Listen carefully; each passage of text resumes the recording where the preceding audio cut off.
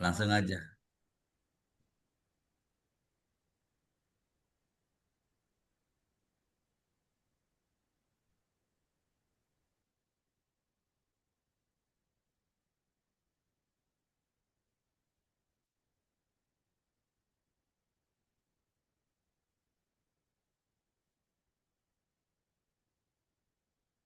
Baik, Assalamualaikum warahmatullahi wabarakatuh. Yang terhormat Bapak Dik Haksen selaku penguji, Bapak Sumantri selaku coach dan moderator, dan Ibu Esti selaku mentor saya. Yang telah bersedia hadir mengikuti seminar rancangan aktualisasi saya yang dengan judul Optimalisasi, Monitoring, dan Evaluasi Inventarisasi Aset Desa melalui pemanfaatan SIDIGI ASDES, Sistem Digital Inventarisasi Aset Desa oleh Inspektor Daerah Kabupaten Pasuruan.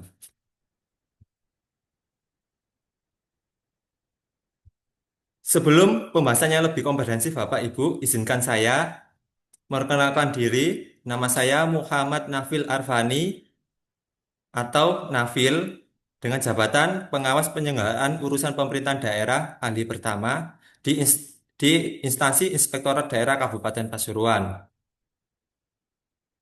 Sedikit ulasan yang bisa saya sampaikan terkait profil instansi saya saat ini yaitu memiliki tugas, visi, dan misi yang mana tugasnya yaitu membantu Bupati dan dalam melakukan pembinaan dan pengawasan terhadap pelaksanaan urusan pemerintahan daerah yang menjadi kewenangan daerah serta tugas perbantuan yang dilaksanakan oleh perangkat daerah. Kemudian untuk visinya yaitu Kabupaten Pasuruan yang maju, sejahtera, dan berkeadilan. Sedangkan untuk misinya yaitu memperkuat sinergitas antar pemerintah, pemerintahan daerah, pemerintahan desa, dunia usaha, dan masyarakat sebagai pilar pembangunan daerah.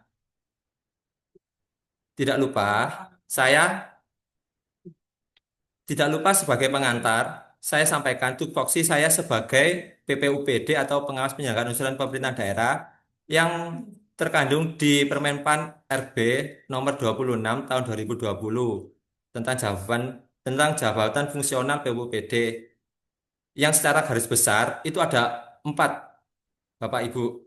Yang pertama yaitu adalah review. Review adalah penelaahan terbatas dokumen dan data pada organisasi perangkat daerah.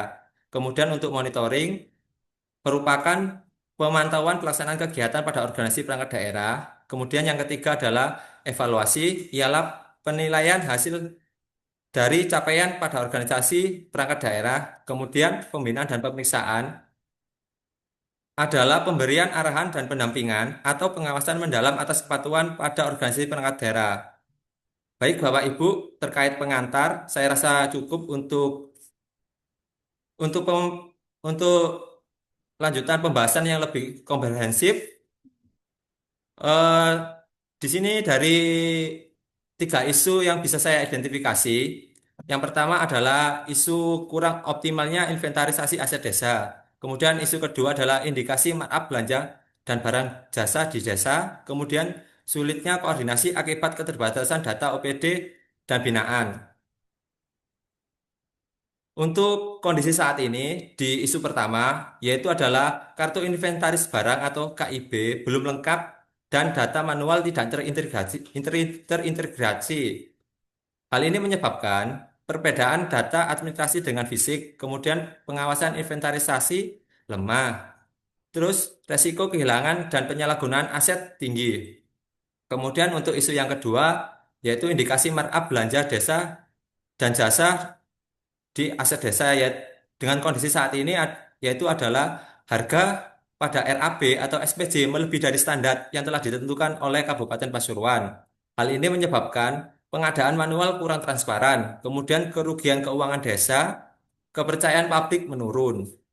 Dan isu yang terakhir yang bisa saya identifikasi yaitu adalah sulitnya koordinasi akibat keterbatasan data OPD binaan atau pengawasan.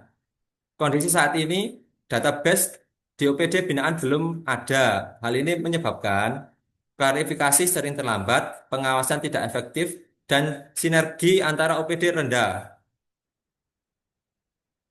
Baik, Bapak Ibu, dari ketiga isu tersebut, saya akan menentukan core issue. menggunakan metode AKPL, yaitu aktual, problematik, khalayak, dan layak.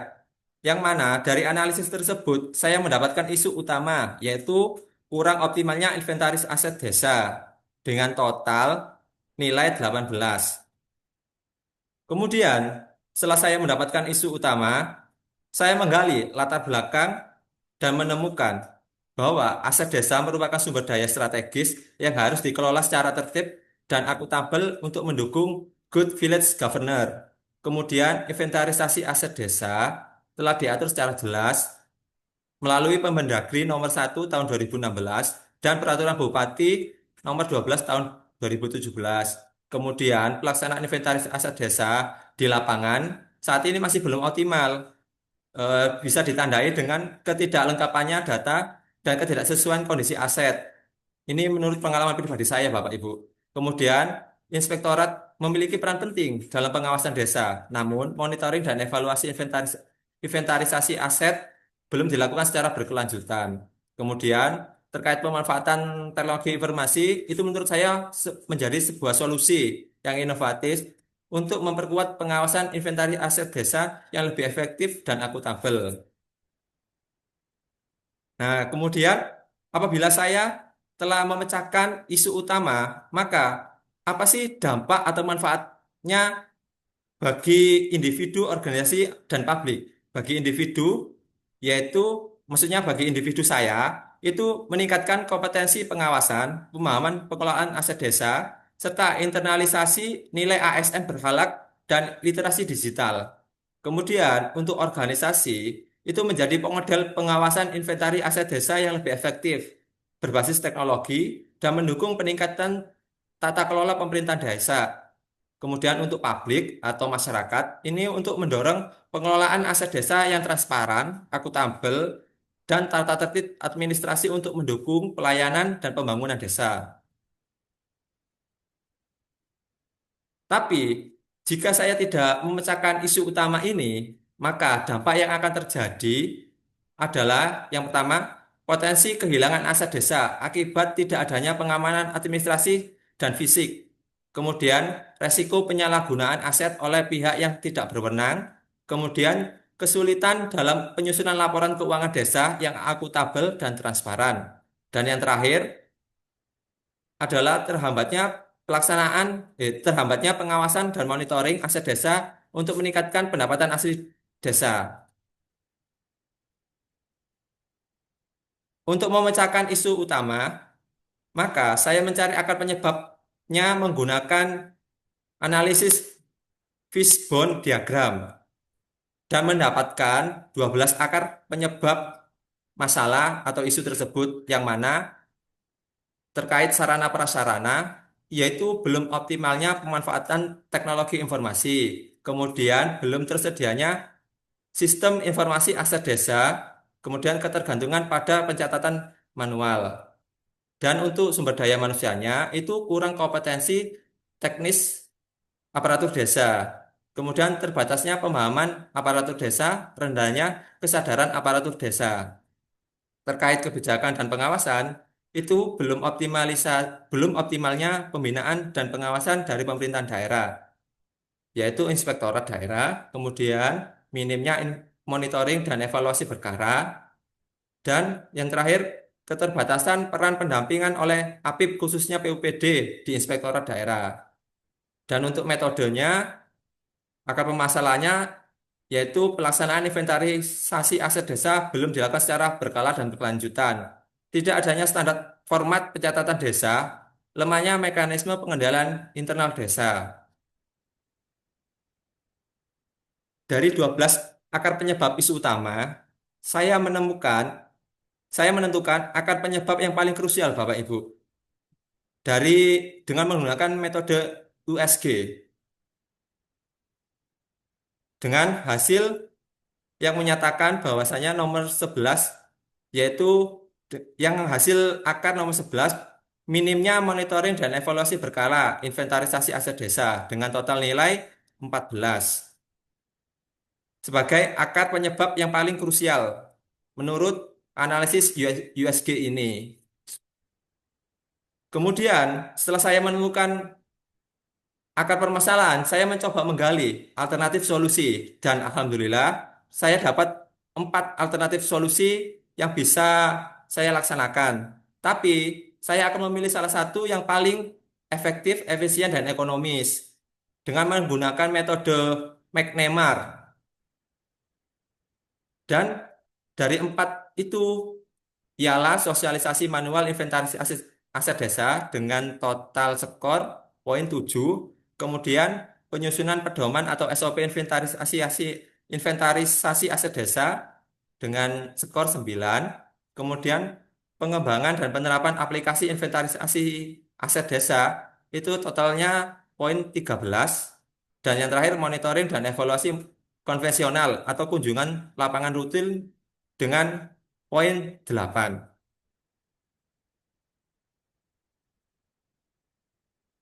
Dari solusi tersebut muncullah gagasan pemecahan isu sesuai dengan judul saya, yaitu optimalisasi monitoring dan evaluasi inventarisasi aset desa melalui pemanfaatan SIDIGI ASDES, Sistem Digital Inventarisasi Aset Desa oleh Inspektorat Daerah Kabupaten Pasuruan. Untuk mensukseskan atau mendukung gagasan saya, maka saya harus melalui 6 kegiatan, yang mana 6 kegiatan ini adalah konsultasi dan koordinasi, kemudian penyusunan konsep, pengembangan aplikasi, pembuatan e-book panduan, sosialisasi, dan monitoring. Yang mana dalam kegiatan ini ada 24 tahap kegiatan Bapak Ibu.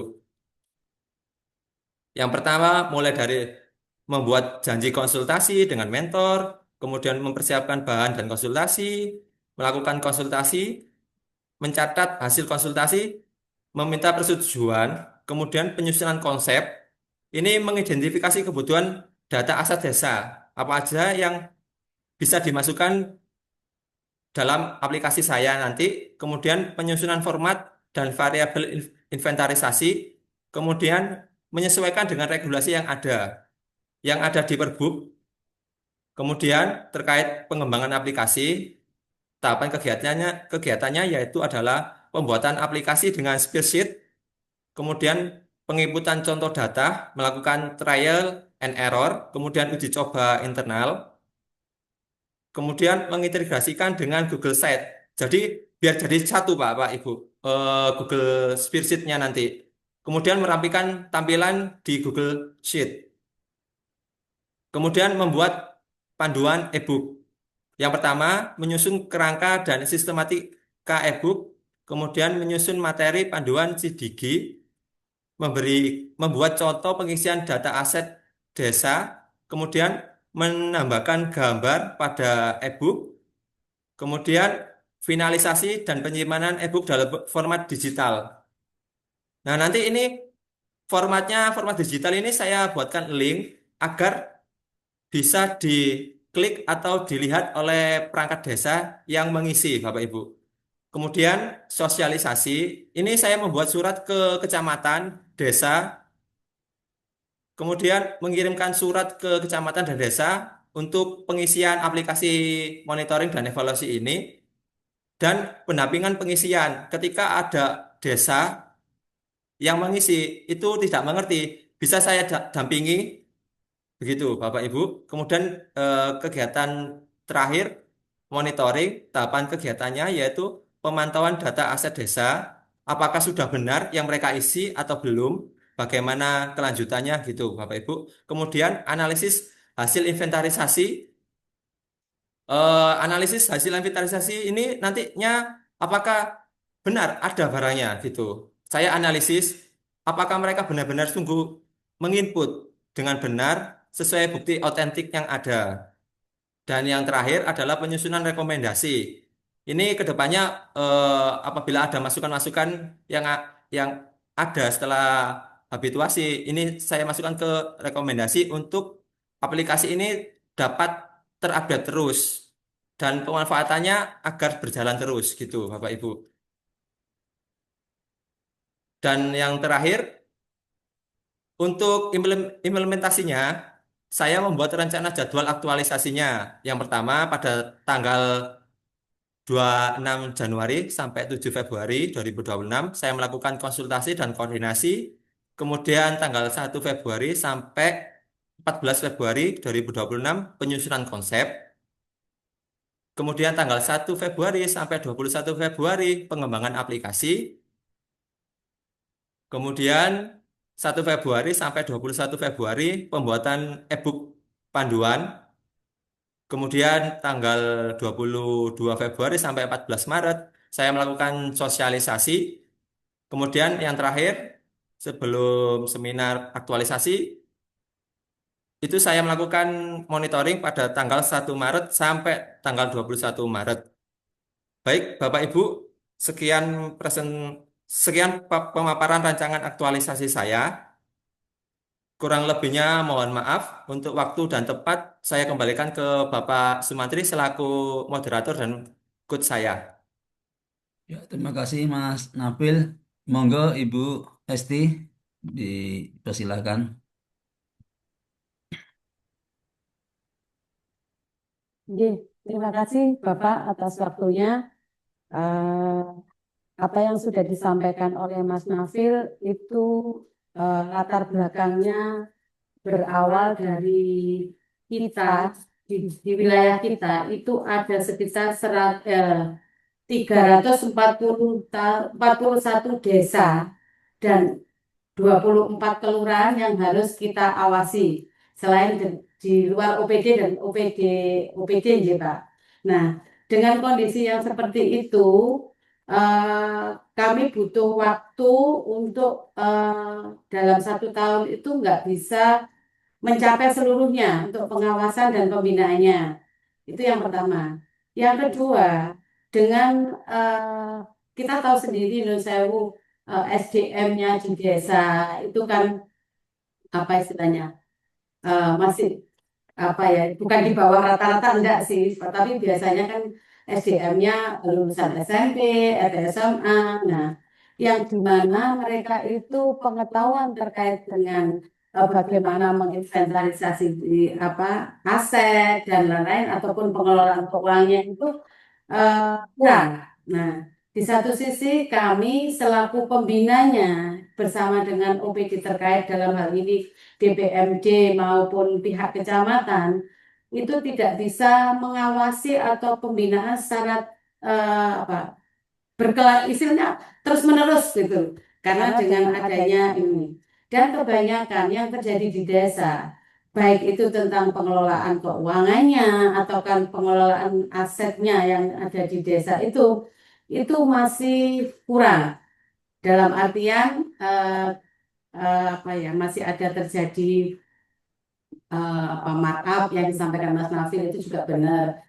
Kemudian khusus untuk aset, nah ini yang sering terjadi di desa adalah karena tidak ada panduan secara khusus bagaimana menginventarisasinya, kemudian pengamanannya bagaimana.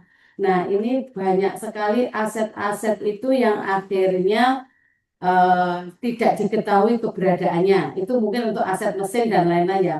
Tapi kalau untuk aset misalkan tanah, bangunan dan lain-lain itu ada beberapa kejadian itu bahkan dikuasai oleh pihak lain. Nah, dengan berkaca dari itu, pengalaman kita ke desa seperti itu, makanya kemarin Mas Nafil mengajukan rancangan proposal seminar untuk aktualisasi itu dia melakukan optimalisasi monitoring dan evaluasi inventarisasi melalui media digital. Dia dengan membentuk sistem digitalisasi inventarisasi dengan harapan apa yang apa yang dibikin atau dibuat oleh Mas Nafil ini bisa bermanfaat untuk desa. Jadi nanti selain ada panduannya e-booknya, juga sudah ada form-form yang harus diisi melalui spreadsheet dan Google disampaikan di Google Drive yang nantinya akan mempermudah mereka untuk melacak keberadaan maupun eh, kondisi atau status dari aset-aset desa tersebut. Itu yang itu pemanfaat bagi desa ya Pak. Bagi kami sendiri, setiap kali sementara ini yang terjadi, Pak, setiap kali kami melakukan pemeriksaan dan kita melakukan inventarisasi aset, nah itu banyak sekali mereka tidak bisa menunjukkan istilahnya datanya nggak ada. Jadi kita harus istilahnya kalau orang Jawa itu mikati satu-satu, nyari ini mana, ini yang mana, aset ini yang mana. Nah itu kami berharap dengan apa yang disampaikan oleh Mas Nafil tadi itu lebih mempermudah kerja kami kalau kami melakukan pemeriksaan. Jadi begitu sudah ada sudah ada inventarisasinya ada, kita tinggal mencocokkan benar nggak ini statusnya bagaimana aset itu, kemudian kondisinya bagaimana, keberadaannya itu di mana, dikuasai oleh siapa, atau bahkan kemudian surat perjanjiannya bagaimana dan lain-lain. Itu yang kami harapkan dari apa yang disampaikan oleh Mas Nafil. Sementara itu dulu Bapak, terima kasih atas kesempatan yang diberikan. Saya akhiri, selamat siang. Selamat siang, Ibu Mentor. Terima kasih. Berikut dipersilakan Pak Dik Hansen selaku penguji. Baik, makasih Pak Menteri, makasih Ibu Esti sebagai mentor. Aku manggilnya Pak Afil. Mas Ya, Nafil, boleh Pak. Pak. Ya, ini lebih agak mendingan bagus lah. Kalau ibarat pesawat mendarat ya, kemanfaatannya juga ada. Karena kenapa? Nah, sekarang mau tanya dulu nih, karena dia mendarat ya, ibaratnya begini loh. Pak Dik mau tanya dulu nih, sampelnya mau berapa desa? Izin Ibaratnya, menjawab Bapak. hmm, boleh? Eh, untuk sampelnya itu saya kan karena masih uji coba dulu Pak. Ini saya satu kecamatan. Dalam satu kecamatan itu di kecamatan Bangil itu ada 4 desa Bapak. Nanti apabila program saya ini dilihat oleh yang lebih berwenang, nanti ada pendanaan, bisa menyeluruh atau se-Kabupaten Pasuruan Bapak. Ya, bagus. Jangankan 4 desa, 1 desa pun saya terima. Siap. Karena kenapa? Karena itu sangat berguna ya. Karena memang betul kata Ibu Mentor tadi. Ini aset ini kan masalah rumit. Ada aset yang dia hilang ditelan jin, ya kan? Ada aset yang pejabat lama membawa ke tempat dia yang baru, tidak pada tempatnya, gitu. Nah ini kan perlu ditertibkan oleh pengawas, khususnya inspektorat. Cuman nanti tantangan Nafil ini adalah contoh misalnya, kalau saya nangkep maling, malingnya diapain? Kan Baik Bapak, gitu. izin Silakan. menjawab Pak. Eh, kita sebagai API Pak, sebagai kalau malingnya itu skalanya besar, Pak. Itu langsung kita ke bawah ke pihak berwajib. Tapi kalau sebatas administrasi, itu kita bisa benahi, bisa kita bimbing, gitu, Bapak. Ya, tapi kan aset ini barang. Aset itu sebenarnya barang itu juga uang. Siap. Makanya susah membedakan karena dia punya value, punya nilai. Barang itu juga sebenarnya keuangan gitu. Nah itu, tadi kan 341 desa tuh kata Ibu, 24 kelurahan kurang lebih lah. Kira-kira nanti kalau memang 4 desa ini dilakukan percontohan, kan begitu. Apakah hanya sampai kepada tahap pendataan saja? Bagaimana mengcompare antara data yang sebelumnya dengan data yang diisi sama mereka? Ada kemungkinan besar akan terjadi yang namanya gap. Kan gitu. Misalnya dulu ada 4 kue. Banyak loh aset itu, bisa komputer, PC, printer. Terus bagaimana Anda mengklasifikasi misalnya ternyata aset itu sudah rusak, hancur. Anggaplah dulu bukan berpindah tangan atau misalnya memang rusak. Karena sekarang juga banyak AC aja outdoornya ada, begitu indoornya kosong, ternyata cuma casing. Kan bahaya juga nih kalau nggak teknik. Nah ini gimana menanggapinya, Mas Napir? Terkait itu, eh, yang pertama itu kan untuk penggolongan asetnya Pak, itu kita sesuai dengan penganggaran mereka Bapak. Jadi kan sebelum mereka pembelian itu kan mereka kan melakukan penganggaran dulu di musyawarah desa itu Bapak. Jadi mereka itu masuk klasifikasi apa aja gitu Bapak. Kemudian terkait gap itu memang masalah problematik Bapak. Tapi nanti, eh, di aplikasi saya ini nanti mereka harus melampirkan buktinya Bapak. Apabila barangnya tadi itu rusak, rusaknya ini sebagaimana? Ada bukti foto, fisik fotonya Bapak.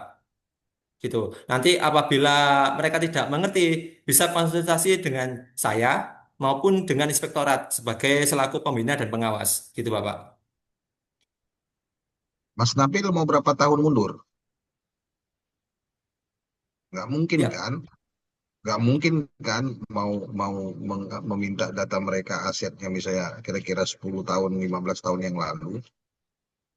Kira-kira berapa tahun mundurnya? Sama lah kayak kita misalnya SKP 2 tahun terakhir gitu loh. Nah, kalau aset ini mau berapa tahun mundur ke belakang? Kan harus ada ketentuan juga. iya. Baik Bapak. Untuk sebenarnya harapan saya itu semua aset Pak. Tapi karena nanti, ada keterbatasan SDM, maka saya akan batasi untuk aset penganggaran mulai tahun 2020, 2024. Begitu, Bapak. Yaitu yang pengakuan angkat bendera putih Mas Napil itu di situ. Izin Bapak boleh menambahkan? Sebentar Bu, ini ini yang diuji Napil Bu, bukan Ibu mentor. Oh, jadi Nanti ngapunten nggih. kalau tanggapannya nggak apa-apa Bu, ini lulus dia lulus kok, ya. Lulus. Pak Dik ini orang kementerian, jadi tahu sekali terkait aset juga. Bukan sok pinter enggak. Tapi intinya aset itu kan banyak sarang penyamun. Siap. Nggak di mana-mana tuh Bu, nggak di daerah juga di pusat begitu ya. Nah cuman Nggih, kan maksud nggih. saya tadi bertanya, masanya itu misalnya dia udah ngaku tadi 2024. Kalau 5 tahun ke belakang, bisa gempor kamu, apalagi dia pejabatnya beda. Walaupun kepala desa itu misalnya 8 tahun lah sekarang ibaratnya kan. Tetapi untuk melacak itu kan susah. Karena kelemahan kamu di sini adalah data. Sudah, kamu nggak usah ngomong bantah Pak Dik.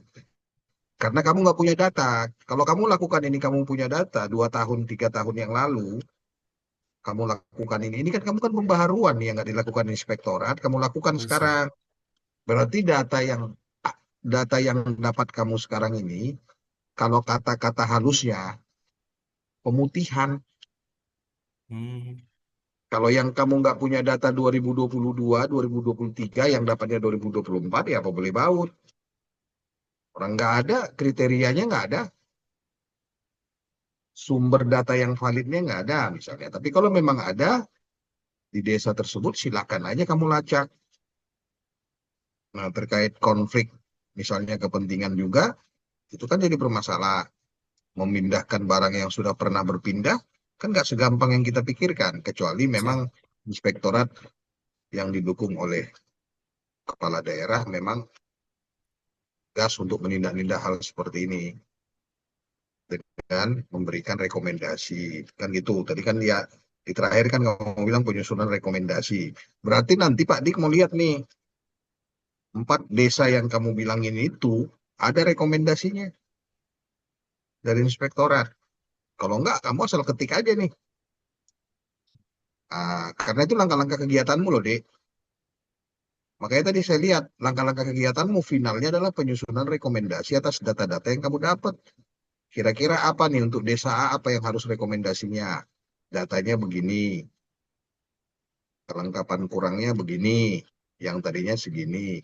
Sebenarnya kan ilmu pengawasan itu kan sebenarnya apa ya? Simple kok.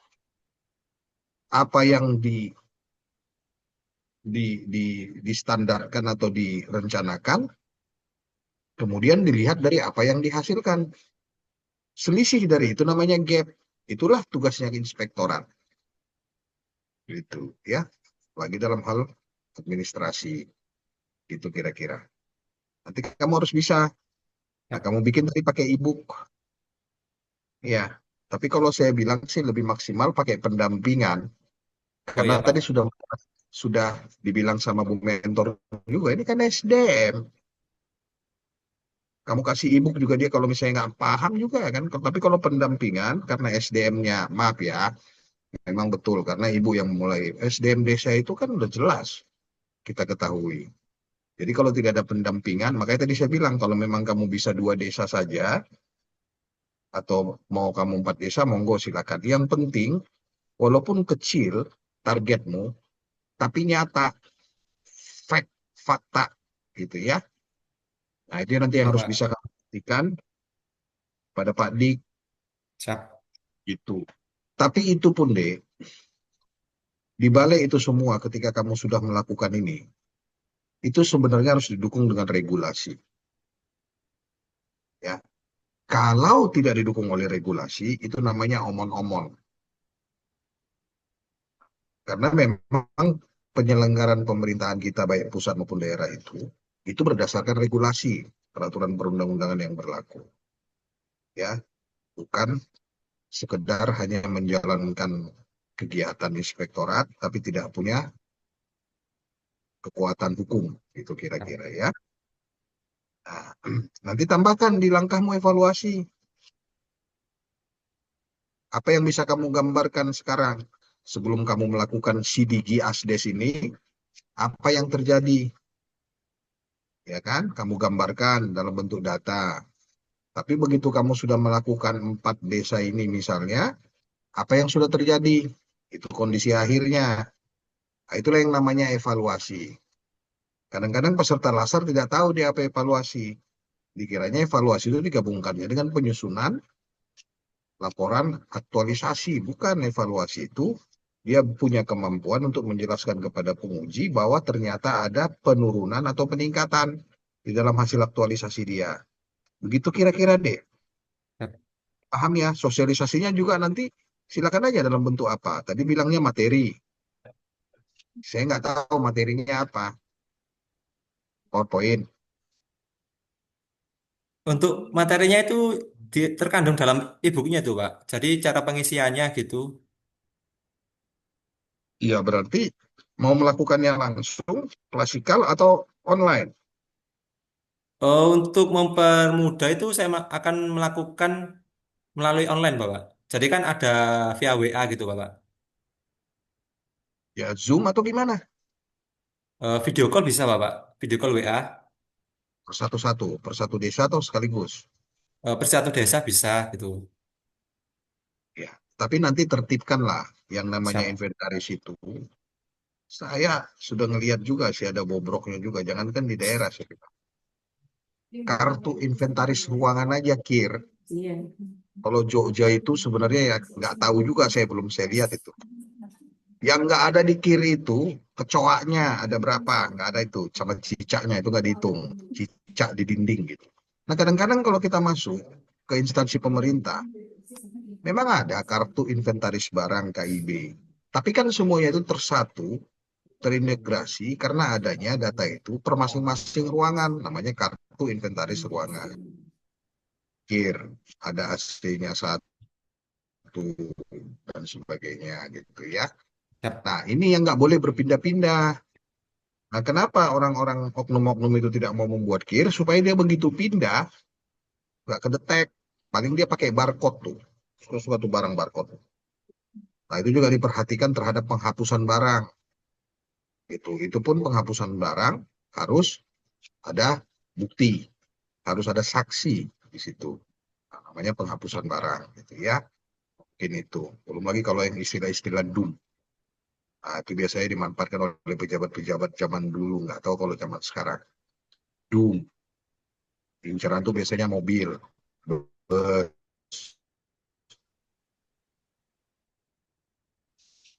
motor, gitu ya. Nah, di acara serah terima bebas, misalnya aja repot. Udahlah yang kalau gini-gini, Pak Dik karena SEMM, kebetulan dulu pernah juga, waktu disclaimer Kementerian Dalam Negeri pernah di pusat AKPA dulu. Pak Dik itu kerjaan Pak Dik termasuk pengelolaan keuangan, termasuk aset. Jadi Pak Dik tahu. Jadi Pak Dik bukan di BPSDM aja. Waktu pertama-tama 2 tahun pertama Pak Dik itu ada di pusat AKPA di Setjen Kemendagri ya. Waktu itu masih disclaimer waktu itu. Nah itu kira-kira ya Dik, Nafil. Siap, siap. Terima Mudah-mudahan kasih, Pak kamu Dik. nanti bisa tolong video tutorial seperti kayak Oh gitu-gitu ya. ya, siap. Kalau orang-orang yang sedang itu enaknya dia nonton. Kamu Oh buat iya, video Pak. tutorial dalam form. Nah, gitu kira-kira ya. Itu mungkin ya, Dek.